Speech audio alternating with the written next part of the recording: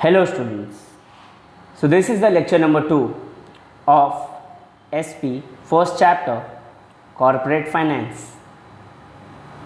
In our earliest lecture we have already learned the corporate finance and the importance of corporate finance. After financing the businessman needs to take decisions regarding the investments of funds. Business में पैसे लाने के बाद businessman को decision लेना होता है कि उसके पैसे उसको कहाँ इन्वेस्ट करने हैं। इन्वेस्टमेंट के दो तरीके होते हैं। सबसे पहले जब बिज़नेस में पैसा लाया जाता है तो उसे हम कहते हैं कैपिटल।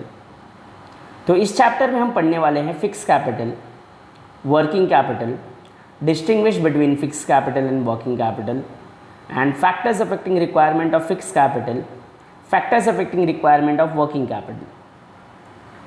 बेसिकली कैपिटल मतलब वो पैसा होता है जिसे हम बिज़नेस में इन्वेस्ट करते हैं, और बिज़नेस में पैसे लाने के बाद उसके दो पार्ट होते हैं। एक तो हमें फिक्स कैपिटल के लिए इन्वेस्ट करना होता है पैसा, और एक वर्किंग कैपिटल के लिए। तो फिक्स कैपिटल क्या होता है? बिज़नेस में सबसे पहले पैसे लाने के बाद हमें कुछ पैसे फिक्स असेट में इन्वेस्ट करने होते हैं। जैसे हमें ज़मीन खरीदनी होती है, हमें मशीन खरीदनी होती है, हमें कंप्यूटर खरीदना होता है, हमें कार खरीदना होता है। इसे हम कहते हैं investment in fix assets. So the part of capital which are invested in fixed asset is known as fixed capital.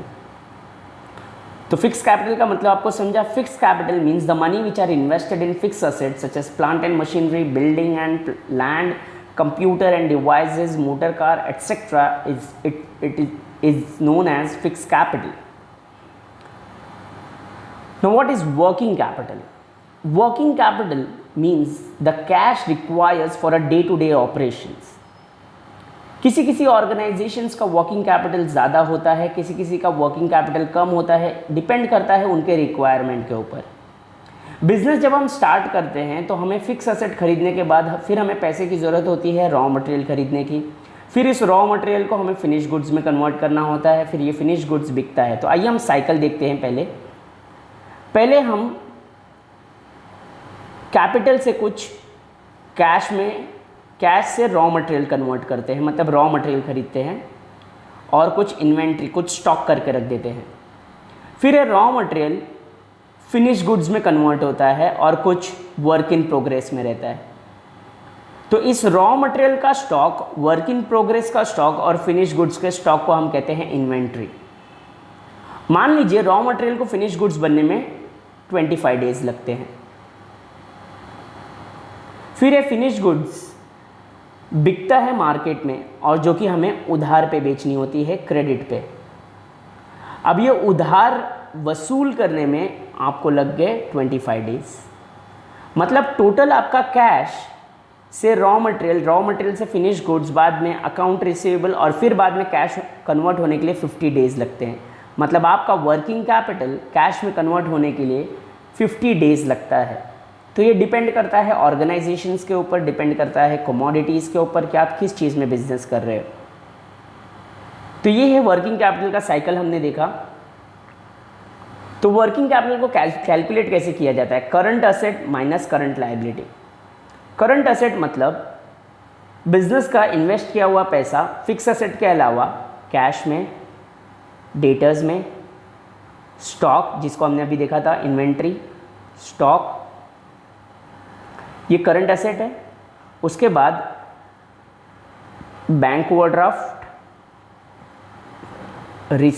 Pebbles, सारे पेबल्स को हम कहते हैं करंट लायबिलिटी।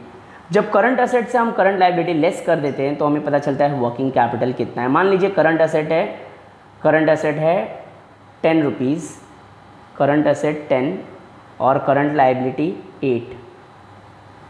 तो 10 में से 8 लेस करेंगे तो 2 रुपीज़ आया, ये हमारा वर्किंग कैपिटल है।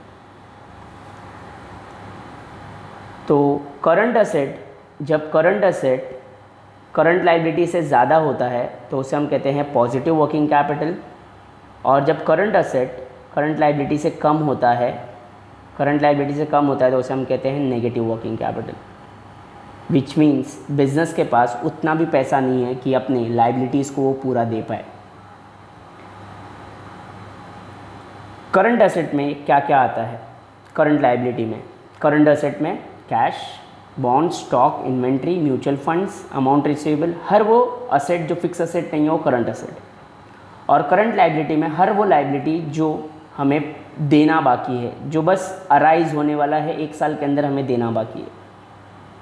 Fixed capital means the money invested in land, building, furniture, equipment, machinery, etc. is known as fixed capital. Working capital means the money which are invested in cash, debtors, receivable, bills, advance, etc. Working capital को हमें find out कैसे करना है? Current asset minus current liability. Working capital का ratio क्या है? Current asset minus current asset upon current liability, ये ratio है। और एक स्टैंडर्ड रेशियो में बता देता हूँ आपको, स्टैंडर्ड रेशियो है 1:1। हर एक करंट एसेट करंट लाइबिलिटी के लिए करंट एसेट 1 रुपया होना चाहिए, मतलब इक्वल होना चाहिए। आइए हम डिस्टिंग्विश में